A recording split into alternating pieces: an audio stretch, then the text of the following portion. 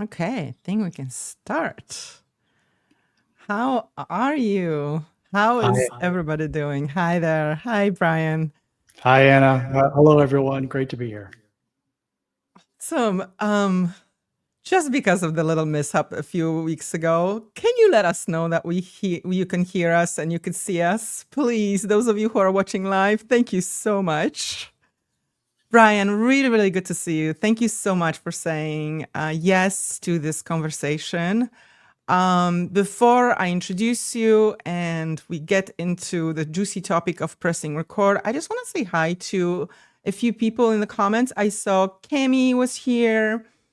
Hello, hello. And hi there. Sales chemistry now. Yes. Hi there, guys. Hi, Michelle. Good to see you. I love the live energy. Really, really appreciate you guys. Looks and sounds great.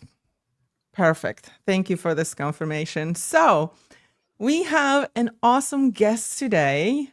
I saw Brian in Schoolers in the community. I saw his very thoughtful posts and the engagement on his posts was just like off the charts. People are joining his conversations. He's been sharing so much value. And I was like, you know what, Brian, would you mind, coming to this community, coming to this live and sharing some of these gems with us, especially because his school community is called Mindset School. Over 300 paid members in both communities. His YouTube channel is incredible with over 14,000 subscribers the last time I checked. So, hi, Brian. What do you have to add? Let me know what your focus has been and what's been the joy of running all these different worlds, the YouTube world, the community, and all that. Hi, Anna. Great to see everyone and meet everyone, and awesome that you invited me. It was a very easy yes for me. So thanks for having me, and I'm looking forward to this time together. I would say that the thing about school, because I haven't been on school for that long. I'm approaching a couple of years here, but it's just fun. Business is supposed to be fun, and that's really what they do over there. They just create an environment where you can have a lot of fun, because we had enough pain and misery in our 9-to-5 jobs if we all had them. So, I mean, this is what it's all about, and getting to meet amazing people and interact with them and really build a community. So while it might seem like it's hard to keep up with running 2 communities and a YouTube channel and an email list, it really isn't, because I don't do anything else. Yeah. And for those of you who are watching, who are joining just the live stream and not in our communities, School is a platform where we can host memberships. So both Brian and I, we have paid memberships on School. Brian's is called Mindset School. It's focused on mindset, but we're going to dive in deeper into that because it's not just mindset. It starts with mindset. And mine is called YouTube Income Vault. It's focused on growing your audience and monetizing your audience on YouTube. So, and those of you who are watching live or watching the replay, put your questions in. We will definitely be taking questions from the lovely audience. And we're going to hop into comments after this live is over to answer your questions and comments. So don't hesitate. Let me see the comments here. Right. If it's not fun, why are we doing it? I think it's Gemma. Yes, Michelle, we love School platform. It just makes things easier right now. So this live conversation was actually sparked by a thread in a community. And this is actually a good start with this thread because a lovely member, Zenia, said, I may be overthinking this. Truth, I sit here concerned about getting camera quality, editing, setups, scripts, and angles just right, not perfect, just right, before I create a video for a YouTube channel. I haven't even started. Let's talk about this. What's in this message, Brian? What I don't know, Xenia, but I can tell you that I see this stuff a lot, and I've done a lot of one-to-one calls with people over the years, and content like creating leads is something everyone has to do. And in all the calls I've done, I've probably done over 1,000. No one has ever come up to me and said, "Hey, Brian, I cannot wait to start doing YouTube videos because I love the sound of my voice and my background looks awesome. And I just can't wait. I look so good on camera and my studio looks amazing." Like no one's ever said that to me. Yeah. And really what that is covering up the truth, right? It's covering up the real truth as to why you haven't started. It's usually some type of fear. And then, Yeah. but you say these other things, like I got to have all these boxes checked before I start. And strip that away and just like, because people are making YouTube videos just grabbing their phones, like grab their iPhones and they just make them. And there is no studio, there is no background. It's just I'm out doing it. And once you identify that it's a fear-based thing, you usually can kind of move past these other things that you're saying that are keeping you in the way, right? And you can always work up to that. You can always work up to having, camera quality and editing and scripts. I mean, obviously you want all that, but I think there's an underlying issue that's being ignored, and it's just straight fear. Those are my opinions. I don't know if you have similar ones or something you want to add as well. Yeah, this whole issue of overthinking, I'd like to unpack this a little bit and share our stories. I made sure with Brian that it's gonna be okay because it's gonna be a little bit vulnerable, guys. Like, I'm going to share with you that I started this second channel, the one you're on right now, in March of last year, and I pressed record December 1st. Okay, 8 months. What was going on in the 8 months? And of course, I'm not going to admit that was fear. I'm like, what? Excuse me. So in my case, for example, what was happening in those 8 months of me not pressing record on the second channel was overthinking options that don't matter. So should I start a new channel or should I continue my old one? Or, what should the name be? Or can I get my old handle? Like, how can I get my old handle? Or maybe I should have 2 channels, right? So, like, the sad thing is I've been spending energy precious energy and effort on overthinking options that don't matter instead of putting this energy into my videos. So it took 8 months. And finally, December 1st, I pressed record. But, I started having different talks even with myself. Why don't I just do it January 1st? It's going to be easier to count. So then there was a date of like starting a new year. January 1st, it's going to be why January 1st, right? It's like, it's these excuses. Now, what about you, Brian? What were some of your demons before pressing record? I definitely had demons, and I still have them. They're just not as loud. For me, it wasn't. And if you look at, like, somebody just said that, hey, my lighting in my studio looks amazing. My first videos, and they're on my YouTube channel. It was a blank background, and I had a $99 microphone, and it was very basic and bare bones.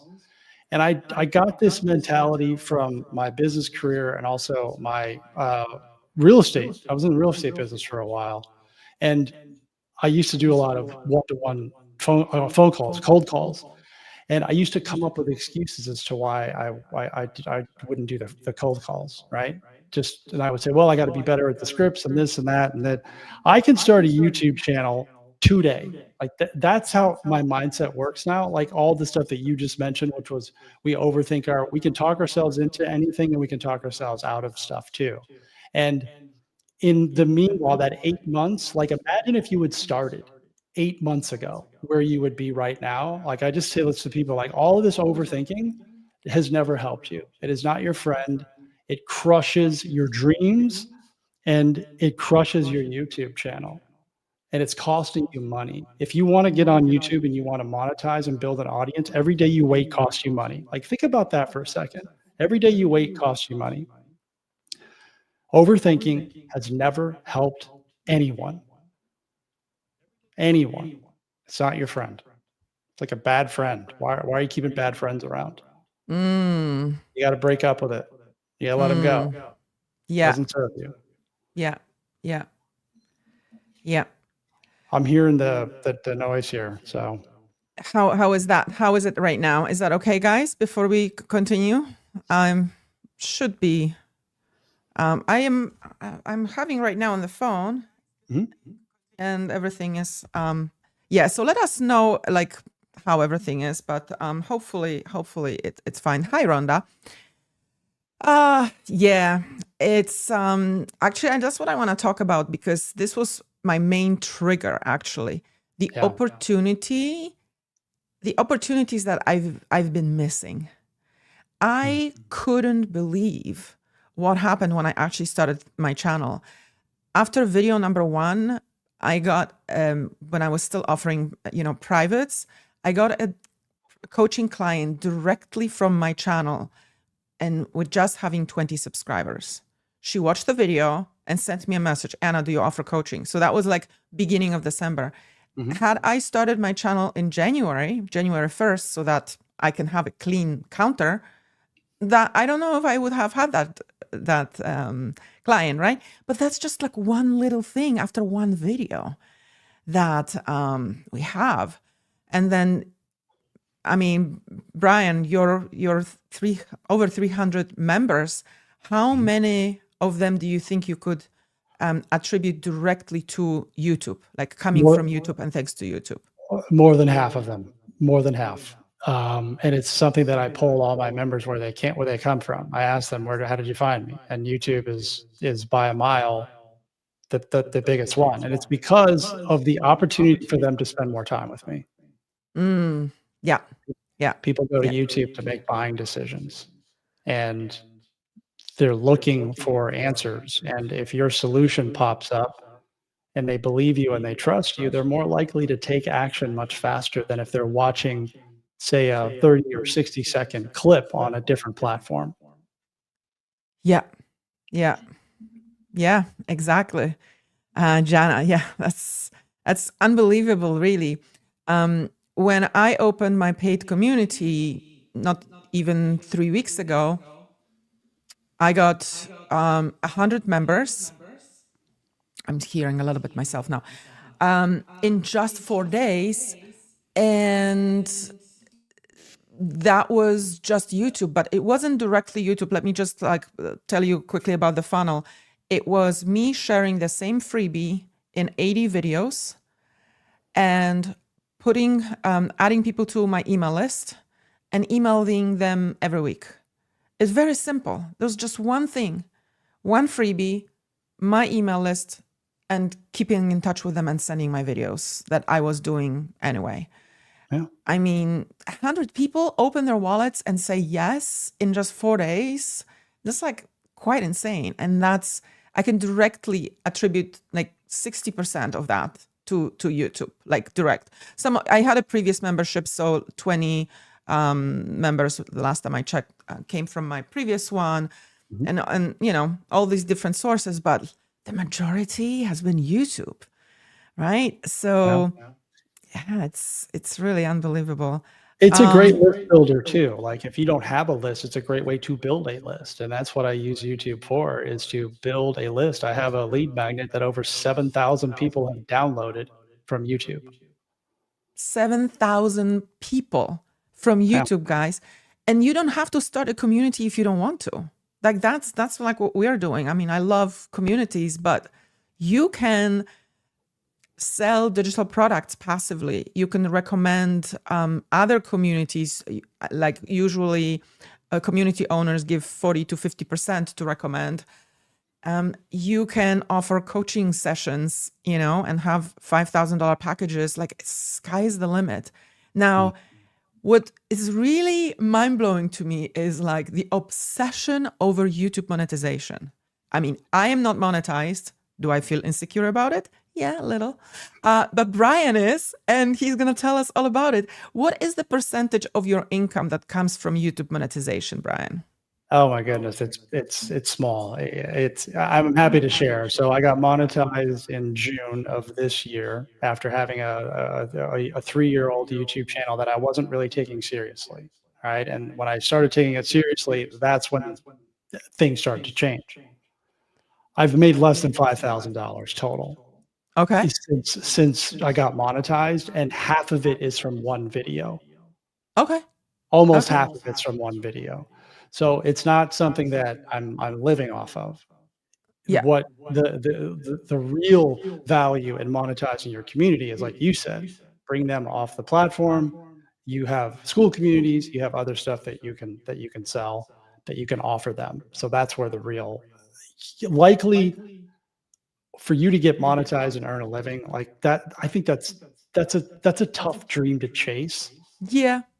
It really is, and it distracts people. I think, like, why do you go for like difficult ways to make money? Because I would say that's the most difficult way to make money. The second most difficult is brand deals, I think. Yeah. Because there's like a lot of back and forth, and it's like the amount that's going on is like, yeah. So the reason why I'm bringing up these opportunities, because we are bringing up these opportunities because maybe that can be your trigger. Maybe, right? Do you find yourself, Brian, that you sometimes need maybe not a why, but a trigger to take action? I do have a why. Oh, I definitely do. I have a couple of them. The biggest one is my son. I was in the 9-to-5 world for a long time, 25 years. I was flying on airplanes for 100,000 miles a year for 15 years, and I was missing him grow up. And he said to me once, "Hey, Dad, I don't like it when you leave. I'm scared to be here when you're not here." And he was young at the time, and I said, "I got one shot to watch this kid grow up, and excuse my French, I'll be damned if I'm going to miss it." And every time I think about giving up, because here are guarantees that I will make to your entire audience, and I make this to my audience too. When you get into business, you will want to quit multiple times. You will want to give up. The other guarantee that I'll make you is it's not as hard as you think it is. Nobody ever died making a YouTube video. So don't take it so seriously. But every time I hear about giving up, I hear those words that he said to me, "Dad, I don't like it when you leave." And I get over my little pity party and I just turn the camera on and I hit record, because it's not so serious. I can create a YouTube video in a millisecond. I turn the camera on, I have an idea, and I just go for it.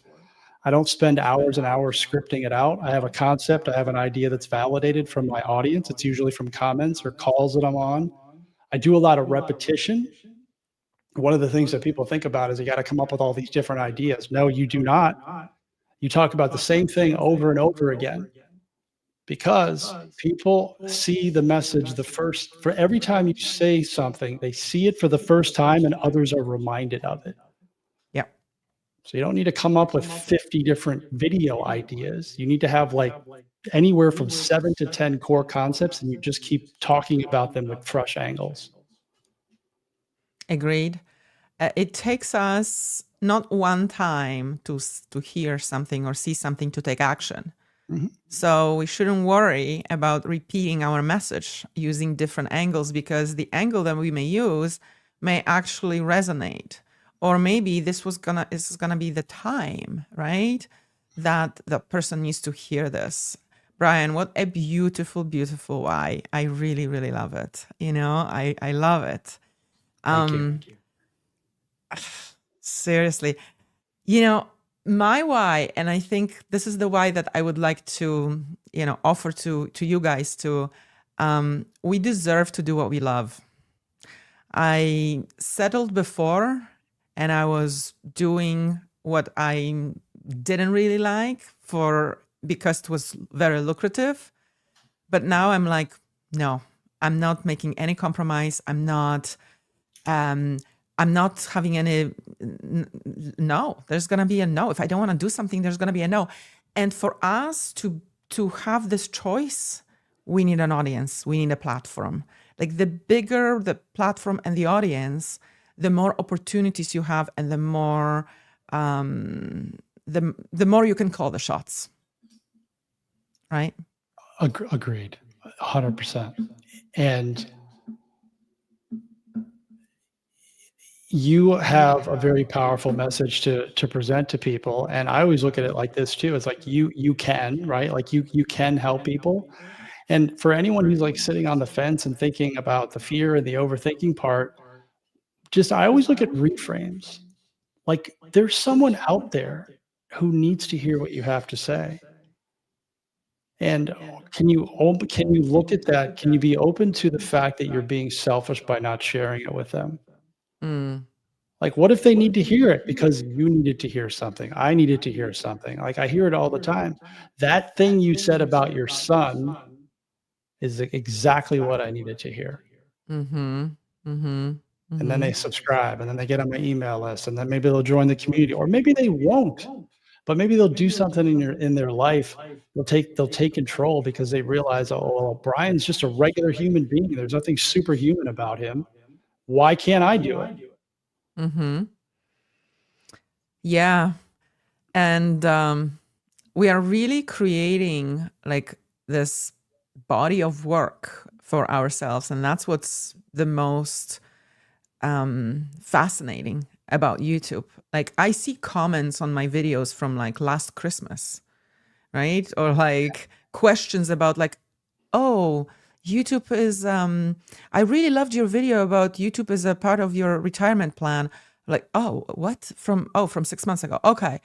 Like, I just love how we are like stacking. I feel like we are like stacking money by posting YouTube videos. It's like, it's like a bank that is like producing income in different forms. Like, you know, we may come up with different offers, different communities, different projects, but the audience will always be there.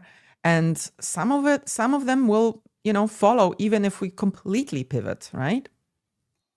100%. Yeah. So let's talk more about, because we talked about some mindset gems of like how can we help and what can we do? And we're welcome your questions, guys, of course, right? Actually, we have a question here.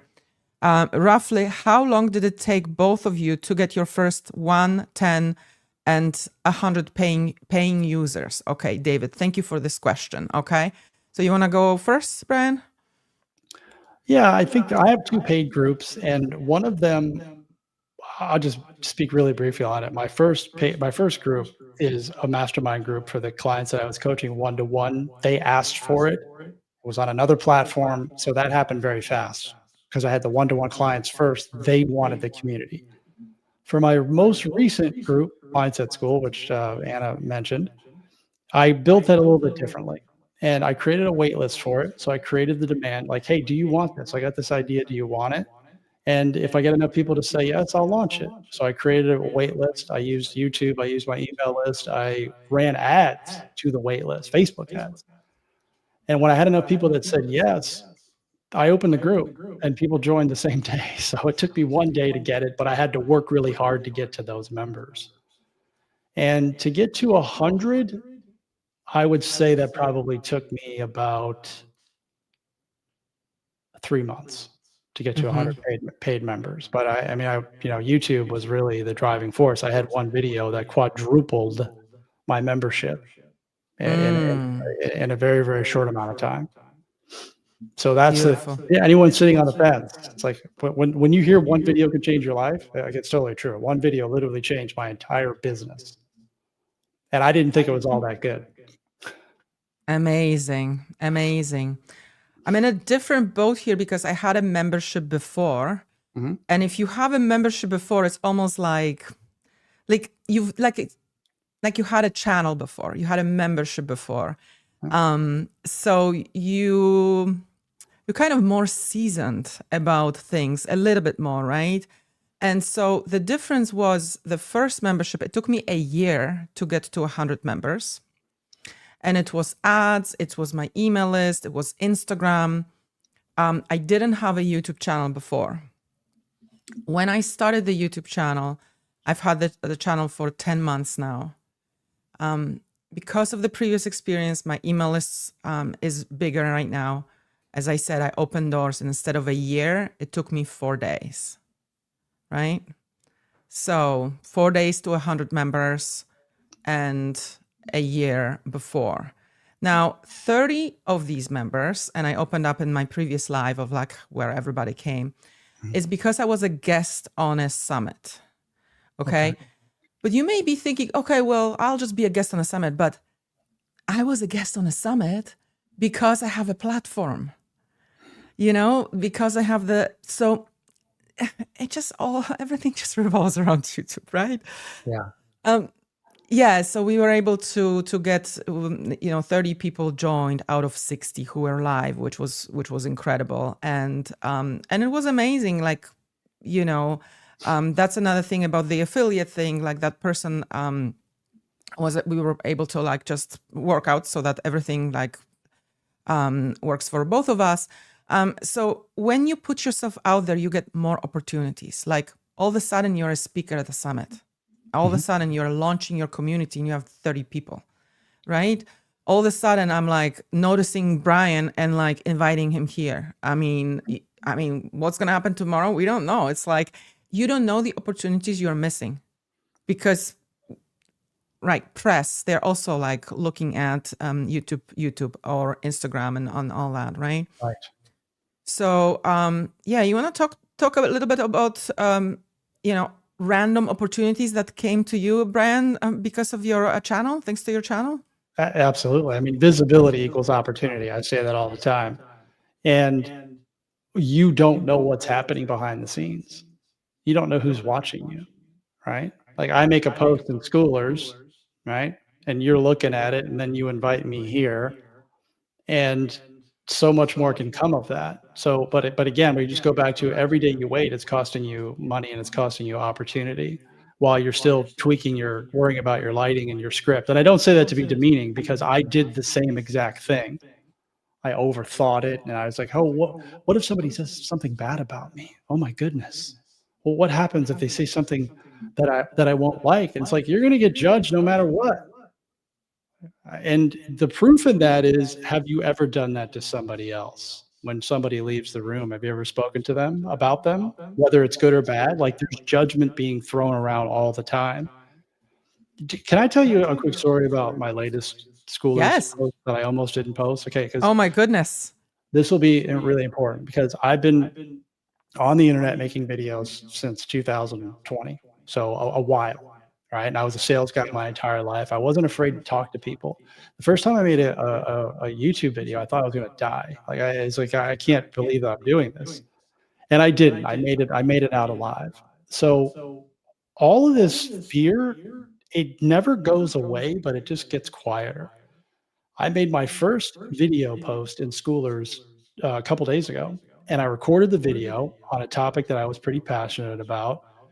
And you have to be careful what you post there. Yeah. And I have a moderator that I speak to. She's very helpful, and I sent the video to her and to check, like, hey, are you guys cool with me posting this? It was a controversial subject. And a part of me was hoping that they were going to say, no, you can't post this, so that I wouldn't have to post it. No joke. I posted this in my community. I said, this never goes away, because I would have felt relief. Like, okay, now I don't have to worry about the comments. And guess what came?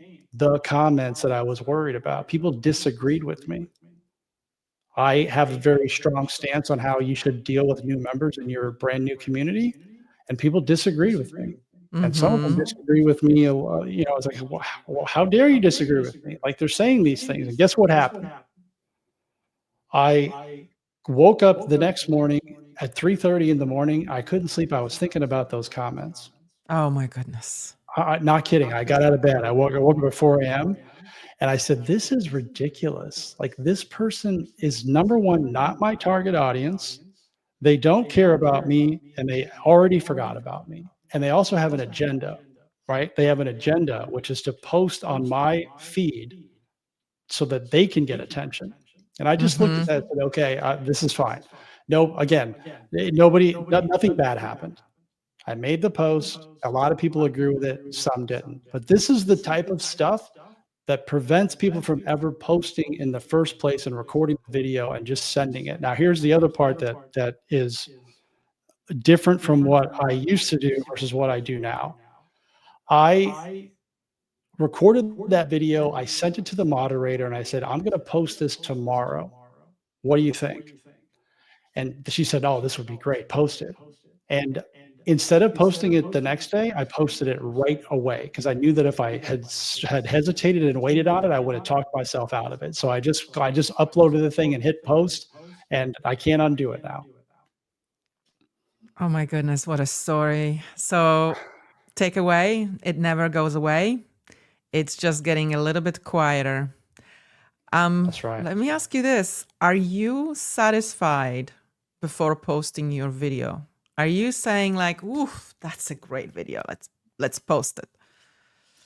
I have done that probably once or twice, where I have said, this video is the one, and it usually flops.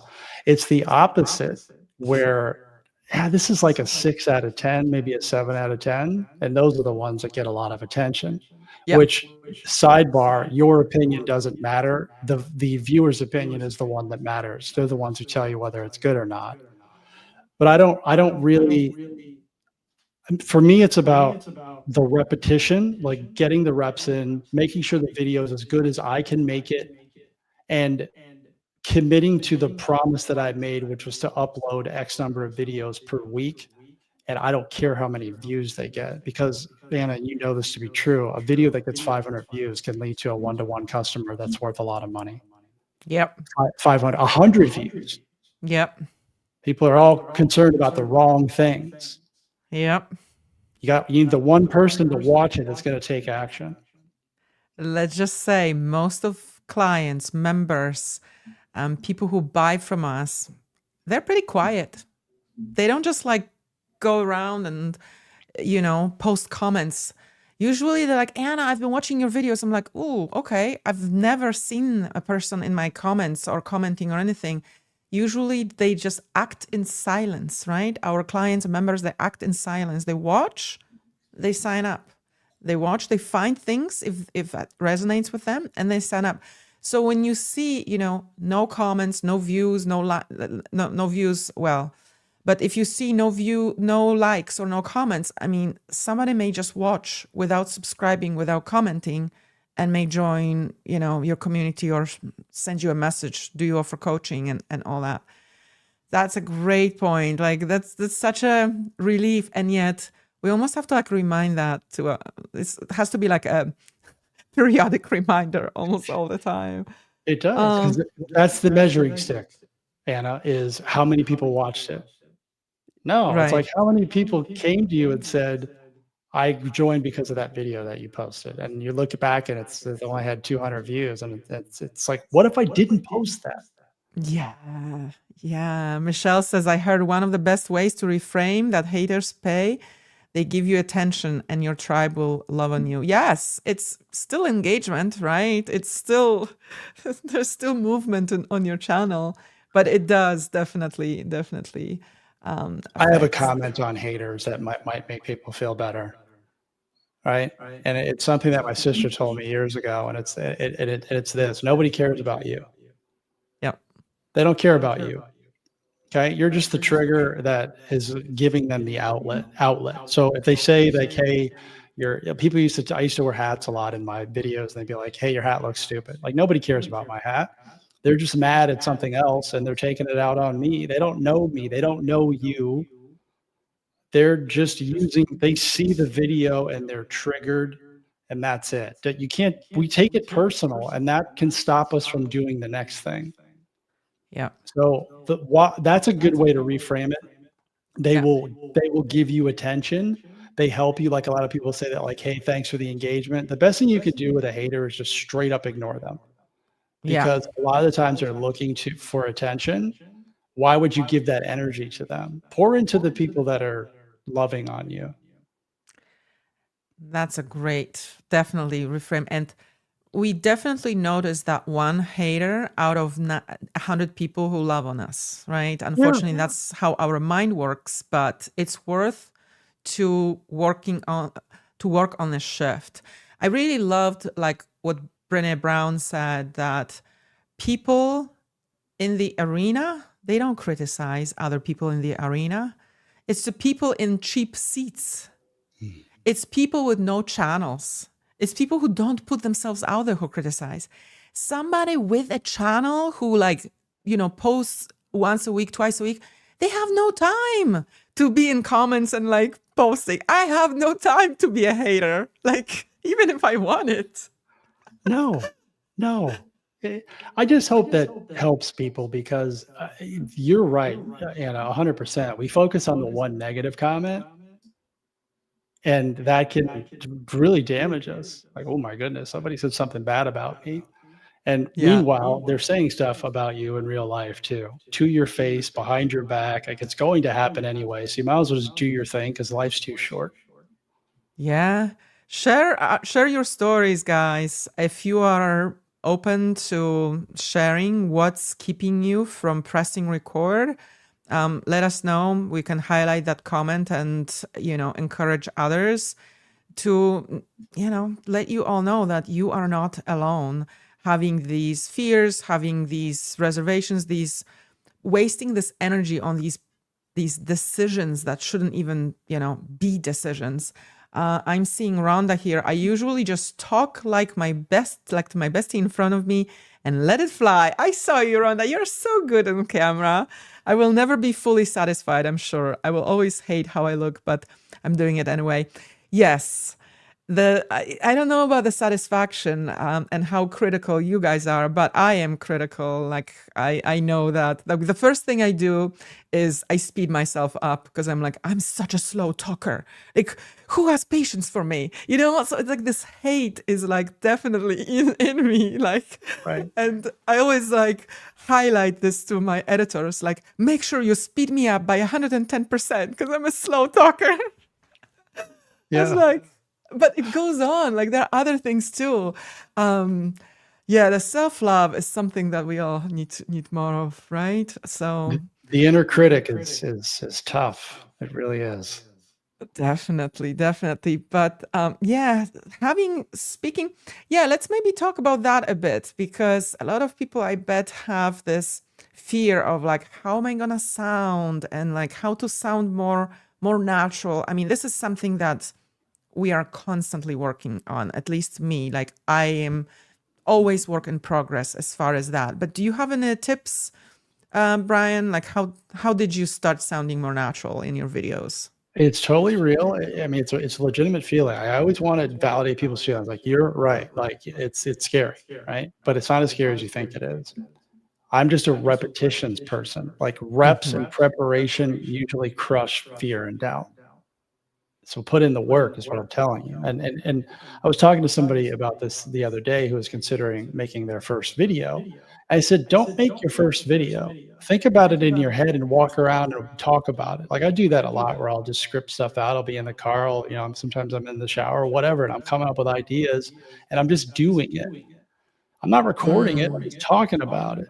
And then maybe you could just record it and not send it to anybody. Just do it. Like, the reason that my hooks are, I think my hooks are good for the most part. Now, they don't always translate into lots of views, but I will do them 50 times in my videos.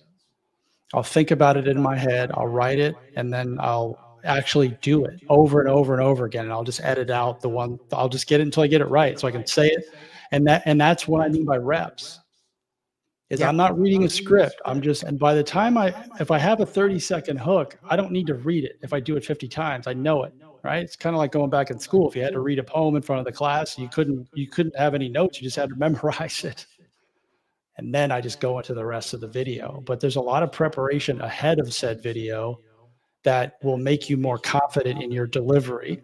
And then again, video, I have 1,000 videos on my YouTube channel. I have 3,000 videos on my other social media channels. I've been doing this a long time. It all comes with repetition. You can't get to 3,000 if you don't do one. Yeah. So what is the YouTube workflow that you perfected, that is working for you? And like, what has been like the important component of this flow that actually makes you press record? Got it. Okay. This is a wonderful question, and it's a work in progress. It's not perfected, and I don't know if it ever will be, but it's just, I'm constantly working on it. I overcomplicated YouTube videos in the past. Like, okay, I've got to have this super awesome thumbnail and the title and all these meta tags and all these hashtags, all this stuff that just made my head spin. And then I broke it down to, how can I make videos that are in the simplest format possible that allow me to produce a lot of them? Because I do 3 per week. That is the goal that I set for myself, 3 long form per week. And it just I focus on 3 major components. I want a very compelling title and a thumbnail combination. That's what I want. I usually think about that first. Then I obsess over the hook. Like, I'm confident that I can talk about the topic. I don't focus on how long it has to be. I just I can get the message across. But I obsess over the first 30 to 60 seconds because that's the stuff that matters.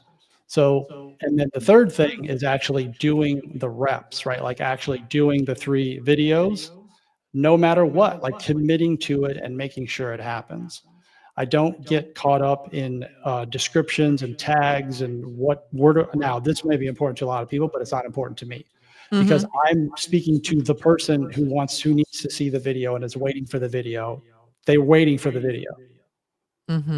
So those are the things that I focus on, and it allows me to produce at a high level of speed. And I've just mastered the editing process to where I can do a YouTube video start to finish in 1 hour. My goodness. And do you choose particular days are you committed to particular days? I don't really have a flow. I just do it. Like, I just turn the camera on and I start going. Love it. So I get this question a lot, like, is it important to focus on particular days when it's best? If it helps your flow, do it. If you're going to treat it as a deadline and you need Tuesdays to be YouTube post days, do it. And your audience can also, you can have that habit in your audience, but this is not as important as just like posting, right? Like, not everybody will see your video on Tuesday. You will have some devoted people who will wait for your videos, and that's great. But whatever you can, however you to maintain that consistency, right? And 3 videos is absolutely incredible. Like, this is awesome. I want to share with you guys what actually has been helping me. And that is one particular thing is, and I say it, I treat a filming day as sacred.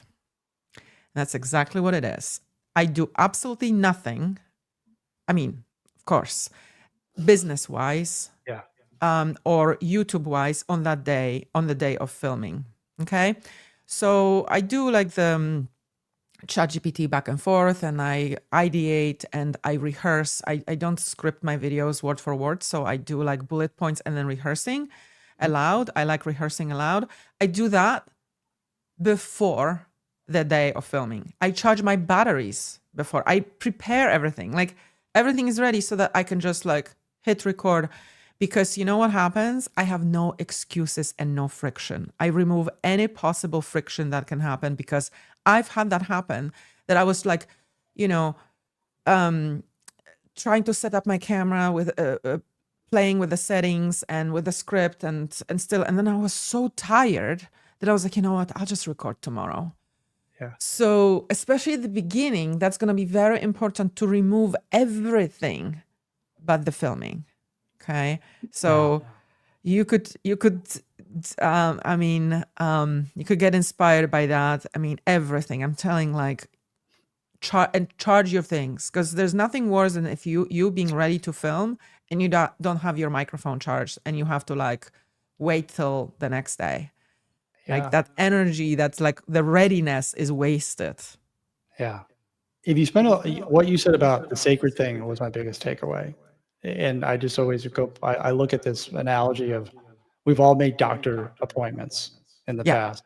Like, do you cancel the doctor? No, you go to the doctor. It's like, that's the same thing with your sacred YouTube day. It's like, you wouldn't cancel on the doctor because it probably takes you 6 months to get back in there. So make it a priority. Prioritize your life, or someone will prioritize it for you. Now let's talk about the difficulty of having to keep going without seeing results. Yes. Yeah. I mean, who can relate here? Who just say yes in the comments if you've done things in life and you haven't been seeing results, and like, do you have any tips in the comments here? Okay. Yeah. You want to share what helped you, Brian? Those painful beginnings, those like frustration. It's tough. It's tough. First, for those of you who have started, everyone's at different levels, right? We're all at different levels, but I would encourage you to redefine what the word result means. Okay, because the result can be, I just uploaded the YouTube video. That's a result, right? The outcome that you're looking for, the goal might be subscribers or views or a client or a community. But for now, the result is doing the thing. Upload the video. That's a result. That's a win. That needs to be celebrated, right? Like, you're stacking the deck in your favor.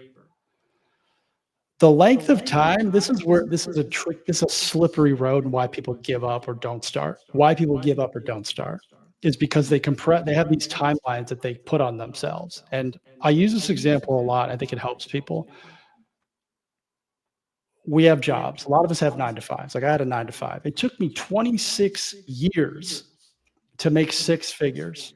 Okay. 26 years to make 6 figures, because I had to go to school. I had to learn all this stuff. I had to work my job. And the trap is, okay, I need to replace this income in 90 days or 6 months or some unrealistic timeline. It's unfair to you, and it's just not realistic. So let go of the timeline. Yeah. Remember I told you about the 1,000 calls that I've done? No one has ever said to me this exact thing, which is what I think is necessary for success. Brian, I want this to work so bad that I'm willing to do whatever it takes, and I don't care how long it takes to get it. No one's ever said that to me. They all have a timeline. This has to work, and I have to do it within 6 months. And I asked them, why does it have to be 6 months? What happens in 6 months? Are you going to go look at the next thing and repeat the same cycle over for the rest of your life? Love it. The timelines are dangerous. good to have goals, but what if you don't hit your goal in 12 months? Are you going to give up? Or are you going to keep Love it. going? Love it. It's hard, especially financial deadlines too. That's why whenever somebody has a 9 to 5, like I say, don't quit it. Do both for a while until you can. Because if not, you're going to have this desperate energy of like, I have to make it. And your audience will not really appreciate it because, it's not that you could just show up and say, guys, no, I have to, feed myself, feed my family. Like I have to make it on YouTube, like buy this, buy that. They're like, yeah, we have our charities to support. Like they won't take you. I mean, some of them may, but the desperate energy is not really well received. And it's gonna affect your performance, and it's actually gonna really slow you down. If you give yourself a deadline, it's gonna slow you down. So instead of having these outcome deadlines, which we can't control, set yourself an output deadline. I mean, Brian, 3 videos per week. I mean, this is my goal. I need to get to it because I know what 3 videos a week feels as far as YouTube. YouTube is just loving on you, Yeah. I mean, so what type of output goal can you set for yourself? Maybe let's actually, discuss that in comments. We have November is starting very soon. November, December, we have 2 months. I probably shouldn't be saying this because this video will be evergreen, but anyway, the next 2 months that you have, what is the output goal that you can commit to? How many videos are you going to post? How many, how often are you going to email your list?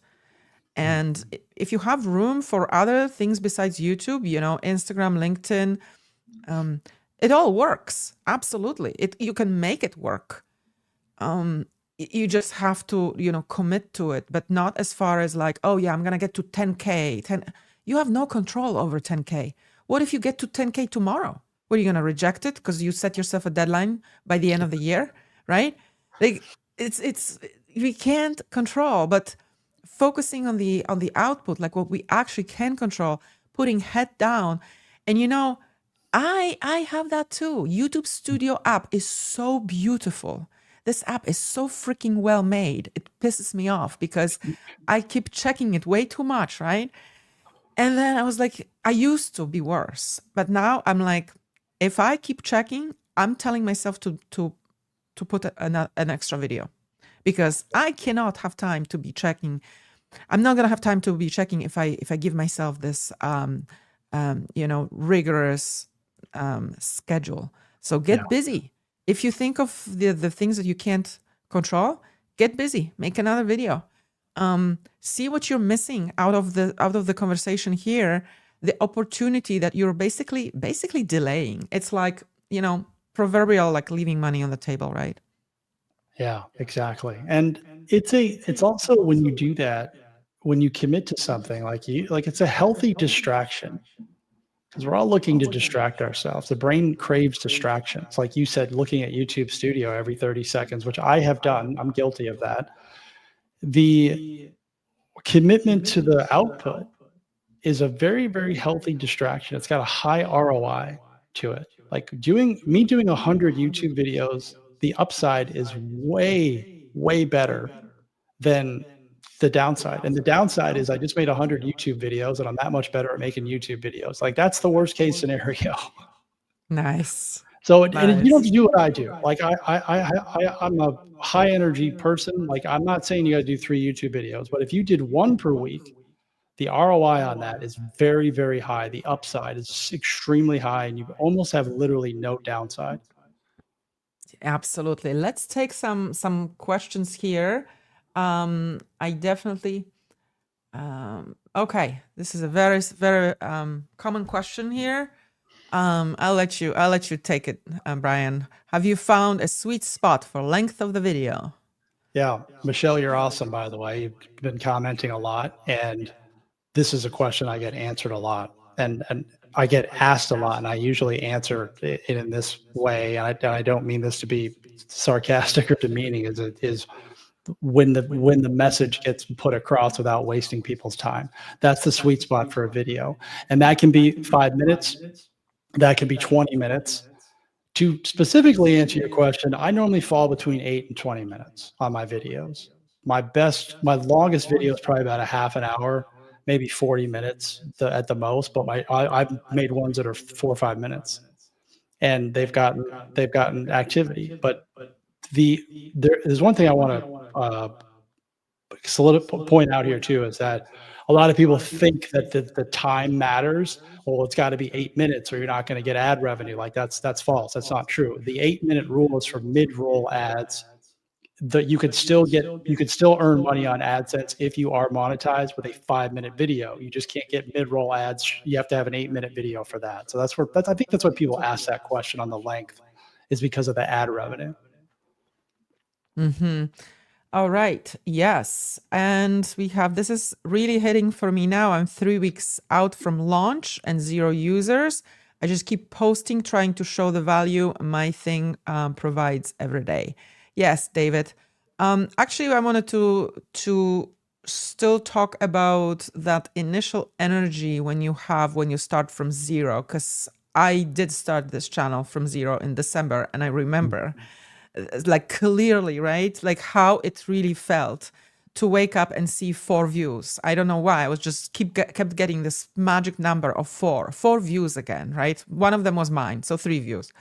So what was really helping me, actually, because I am an impatient chick. Like I don't like really waiting, and I don't like climbing ladders. I want to just be up top right there, right? Just we put in the effort, we want the result, especially when you come from the 9 to 5, right? You put in the work, you get the paycheck. What's up? So at the beginning, when I was getting these 4 views, I was like, oh my God, what is now? I started posting shorts. I was using Opus Clip to just cut up the video into shorts. It was taking me 30 minutes to take my long form video and it creates 10 shorts for you. I wasn't even messing with this. I was picking 3 best and I was putting them on, and I could feel like the YouTube wind in my hair, meaning I was getting the views. Yeah. I was getting, 500 views and 600 views. Was it growing my channel? Not really, but that initial energy, the mindset, it was good for my mindset and for the energy more than it was good for like the long-term growth. So the shorts was like, I'm posting something, it's easy. People are kind of discovering. And I did get like 3 or 4 new subscribers, which at the beginning of your channel is awesome. So maybe something like this. How can you create that energy, or what Gemma said, how can you gamify a little bit that rodeo? Because as I say, YouTube is a beast. That's my favorite thing to say. It's lonely. It's a lonely world talking to nobody, to an empty room for a little bit, and that's okay. It won't be empty for a long time. And I will just say this one thing about when that happens, like you could have done the 4 views. Yeah. So many people would quit. They would give up. You probably thought about it too. It's like, am I cut out for this? Like, do I want to keep doing this? And it's like, most people give up, they quit. And if you don't give up, it's so easy to beat people. And we're not trying to beat everyone here, but what I'm talking about is that you, by knowing that most people will not stick with it, by you just doing that, it gives you permission to not be the best at it. You just have to do it. All of us here in this, watching this, have said, how is that person doing that? I'm just as good as they are. How are they doing it? They're doing it and you're not. That's the answer. They're doing it, you're not doing it. You're thinking about it. You're still thinking about it for 8 months, just like you did thinking about your YouTube channel. They just did it and maybe they cared about how it looked, but they just did it anyways. Yeah. So I'm very patient with questions, but I see behind those questions in the community, there is something else. Because if you ask me if you should start 1 channel or 2 channels, you know, if you ask me about the name, I mean, the name is kind of legit, and I'm not criticizing any questions. All the questions are good questions, but I see this. I see that you are guys, most of the time, you are processing. So I answer these questions because you want to process with me. You're pressing record, right? What's the name of the channel? Okay, let's process this. Let's process you starting 2 channels, right?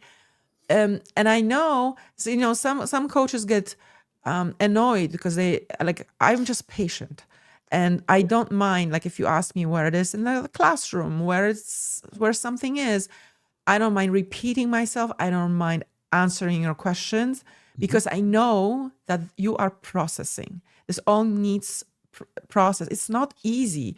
And maybe you just need to, like, it's going to be okay. So me answering, yes, just start 1 channel. I am reassuring you that it's going to be okay. And I can definitely reassure you. Feel free to ask me any questions you want. You can ask me about having 2 channels anytime. That's not a problem. So we have here, this is really hitting me for now. I'm 3 weeks out. Okay, we went over this. We have a commitment here. Thank you so much. My commitment is at least 2 videos and 2 shorts a week. Nice. Yay, Rhonda. This is amazing. I'm seeing another commitment here. I'm committing to 8 videos in November and posting twice a week consistently. You're going to see so much growth. Amazing. Twice a week is awesome. 3 times a week is, yeah, but twice a week is great too. I mean, once a week is good too. If this is something that you can commit to, right? 1 is better than 0. It really is. Just keep going, give it about 8 weeks, and then I will try something else, right? Well, I would say just keep going and fall in love with the process. Maybe you're gonna love something about YouTube. You know, like, I don't know, there must be something that you love. Like, I constantly gamify the whole process. So the fact that I can just talk to ChatGPT and brainstorm instead of writing, sitting, and I can just do it when on my way to a coffee shop. Yeah. Like, that is fun for me. I am ideating, like, and walking in New York City. Like, that is super fun. So instead of sitting at a desk, that works for me. I'm just out. I mean, some people may think I'm a crazy chick talking to myself in the streets, but that's okay. You know? So, yeah.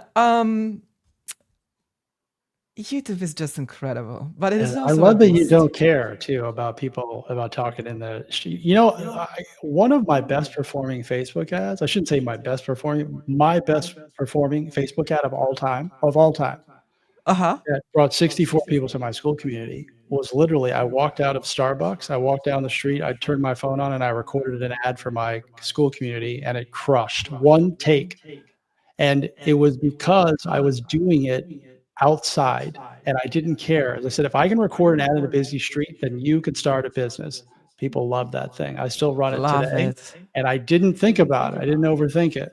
So for those of you who are thinking about the lighting in the studio, I was literally hitting the buttons on the street light, waiting for the cars to go by on a busy highway and shooting this ad. It was one of my best, it was my best performing ad. And if I could have somehow turned that into a YouTube video, I would have. Wonderful. Love it. That's such a good takeaway here, because we never know what actually is going to take off. Like, when we rate our videos, you know, 6 out of 10 or whatever, I mean, our audience may think, this really resonates with me. This is 10 out of 10. Yeah, that's what happens is we'll say, oh, that was like a 6 or a 7. And then other people will say that changed my life. Like, that has literally happened to me. You know, I'm so glad I found this video. And I'm thinking to myself, really? That changed your life?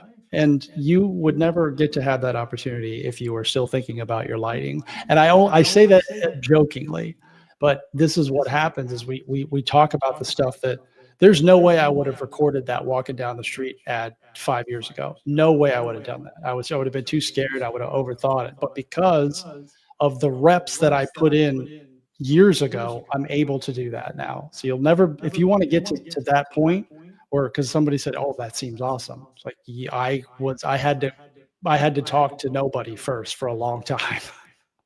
Yeah. And actually, how do you overcome this fear of like, maybe let's say like you go live. I've gone live and there's 0 people. It actually does not affect me at all. We absolutely love your live energy. This is incredible. And we feel so blessed right now. There's like so many of you live with questions and stuff.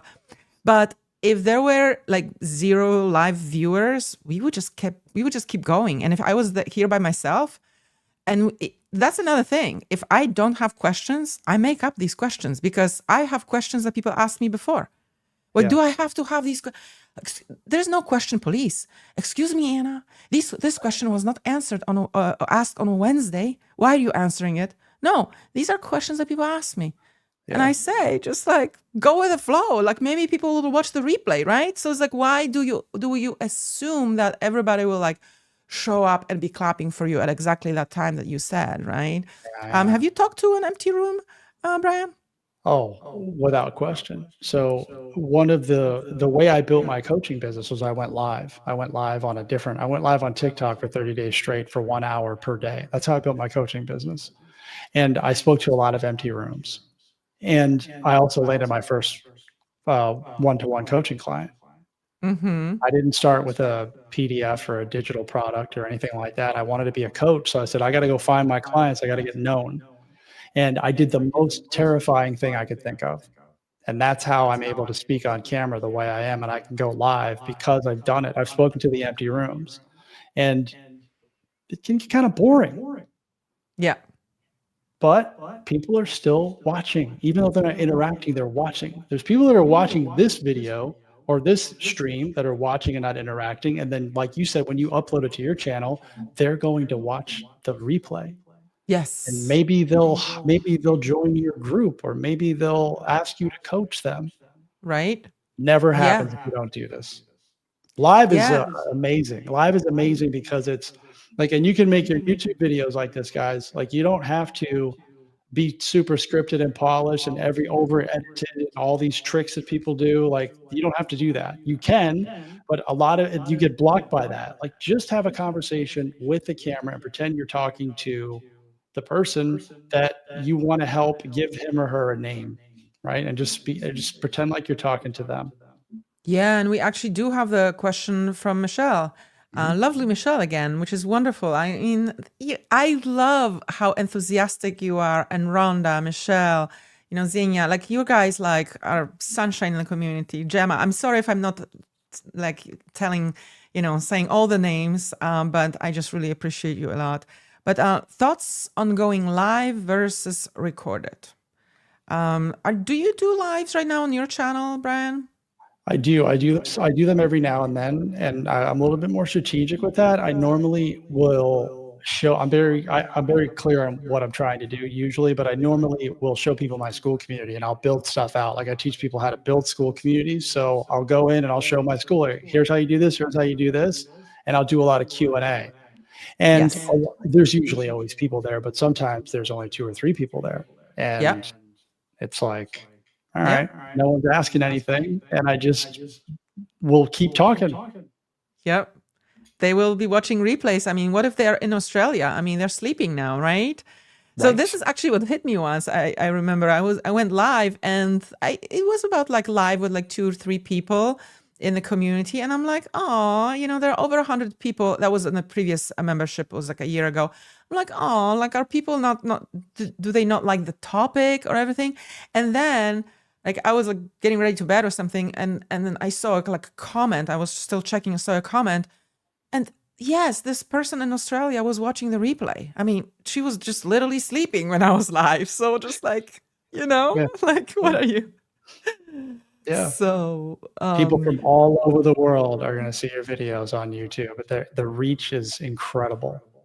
Yes. And as far as this question, I am actually committing to going live every week. So my lives will have a theme. Every week we'll have a theme. And the live before was all about the launch and how many people came. I even revealed the number of how much I made from the launch. I mean, why not, right? Just like this openness just may encourage somebody. And then I will be having like the pre-submitted questions from the membership and questions of people who show up live, because I love rewarding that energy. And if somebody watches the replay and has a question, I will definitely pop in comments as well. So that's my plan for the lives. I think it's a And great strategy, and I really right, do. Yeah. Number one's it commits you to a schedule. And what for people who are looking to get, everyone's obsessed with getting monetized. It counts towards watch hours. It okay, counts. And it's a great way to grow your channels. YouTube pushes out live, so people that are not on your subscriber list will be presented with the lives, and that's an opportunity for you to gain subscribers. So I encourage it. Wonderful. Yeah, I like when lives have a theme and when people start like kind of right away. What kind of like sometimes what bugs me is like, oh, like the hellos or the excuse or the saying why they haven't been on YouTube or something. I'm like, let's get to the topic like quickly, So I like the lives when lives kind of just like start when they have a theme. I like when lives are planned. So that's what I'm going to do. That's what I'm promising, my audience, that my lives will be planned around the topic, something that I see, like this topic of like the fear of pressing record. Like I literally saw it in the community. And, then I saw you. I mean, you have the mindset school on school. So it's like, what a perfect coincidence here, right? Because everything starts with mindset. And actually, I wanted to go back to something that there was a question of how long it's going to take. How long did it take us, like for one paid member, 10 and 100, right? Whenever people ask me how long something is going to take, my answer, but I can't really say that. But the truth is, I want to ask them, how is your mindset?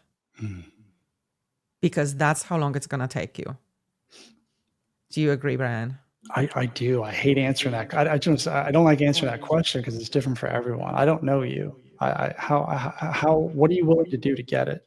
It's just what I go back to. Like, what are you willing to do to get how long does it take? And does it matter? Does it really matter how long it takes? Do you mind if I share this? Do we have time? Absolutely. Most people that I talk to, like you talked about, hey, I got the 2 YouTube channels, I got these 3 business ideas that I could follow. Everyone wants to do multiple things. They all think they need to do 2 or 3 different things to get to their income goals.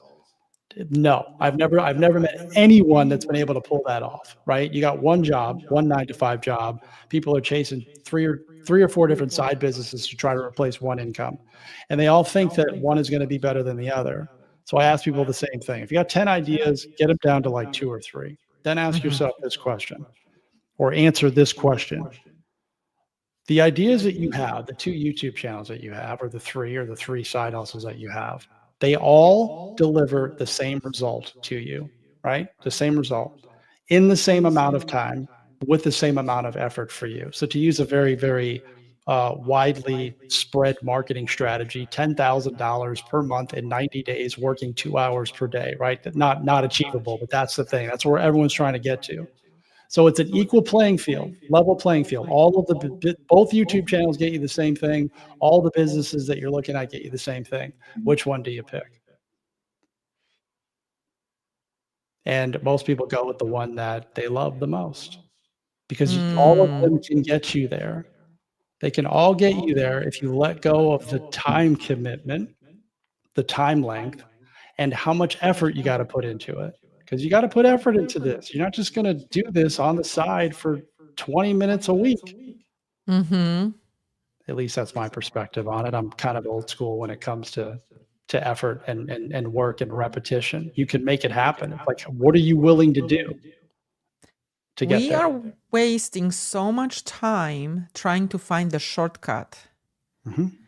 We could be spending the time that we're wasting on trying to find that shortcut into just actually working, right?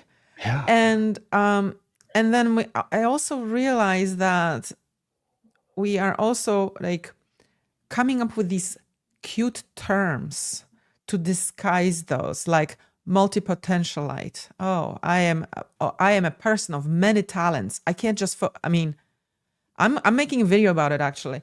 You're a multi-potentialite or unfocused, right? Can't wait to watch that one. I know it's cute to say and it's a buzzword, Yeah. but it's an excuse of like not actually doing the reps and committing to one thing. Maybe there's a fear. I mean, maybe there's something to process, right? Yeah.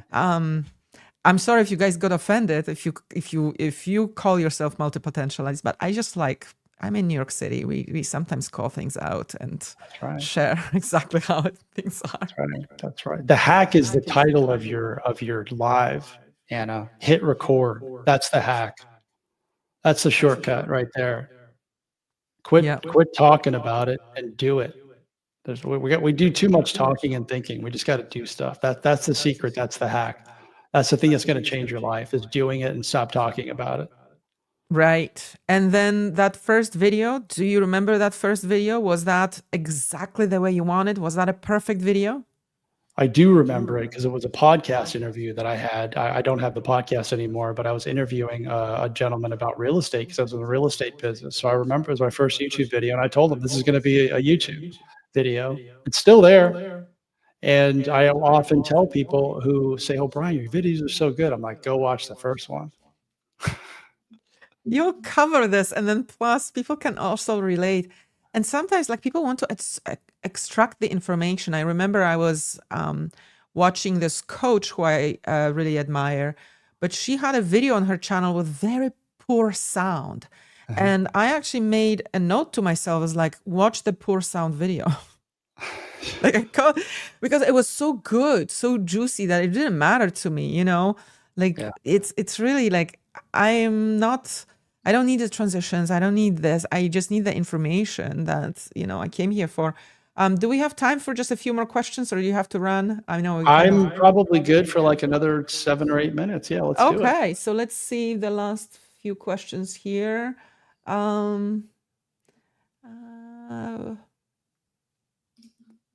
Okay, let me see.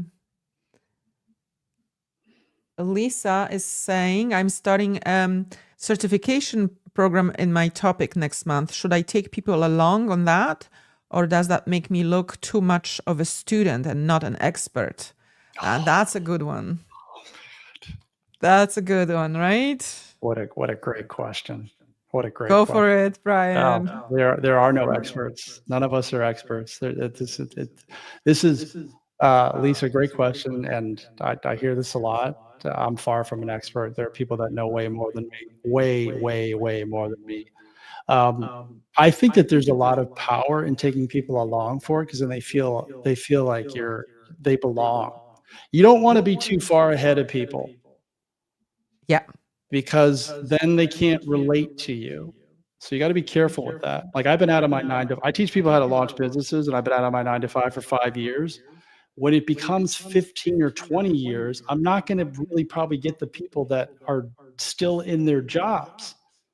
Yeah. Right. But I'm close to them, so I can relate to them. I can remember what it was like to work all those hours and missing my kid grow up and all that stuff. But if I get too far ahead, I'm going to have a different audience.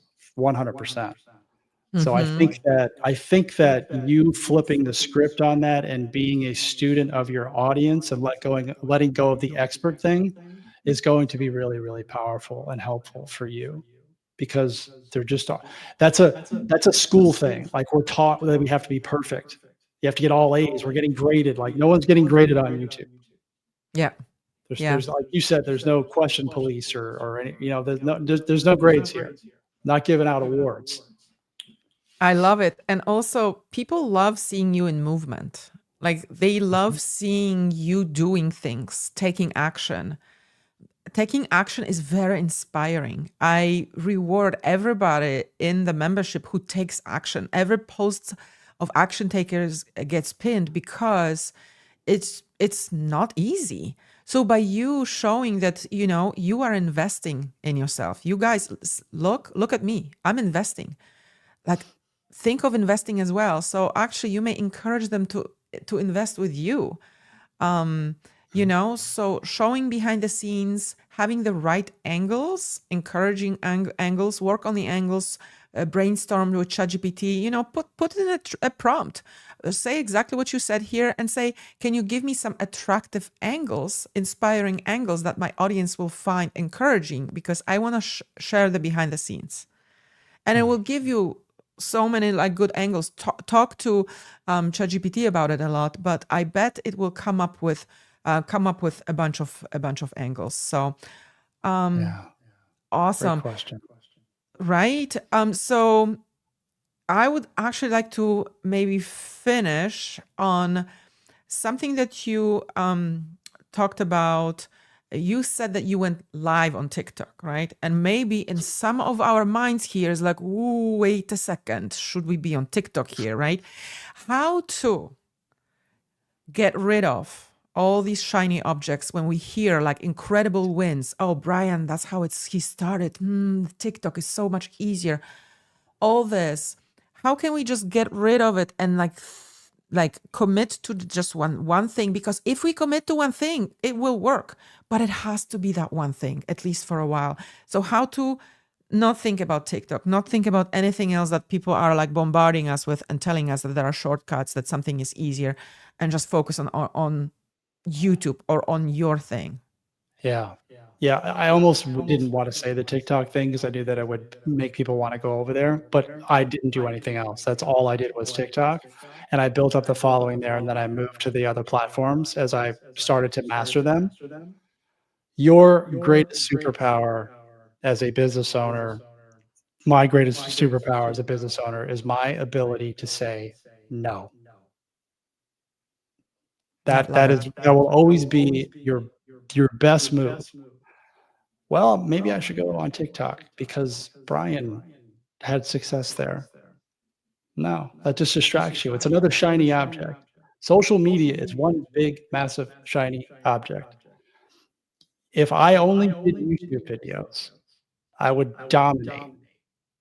And if I ignored the other platforms, because I don't fully, I would do way better on YouTube if I did it all YouTube only.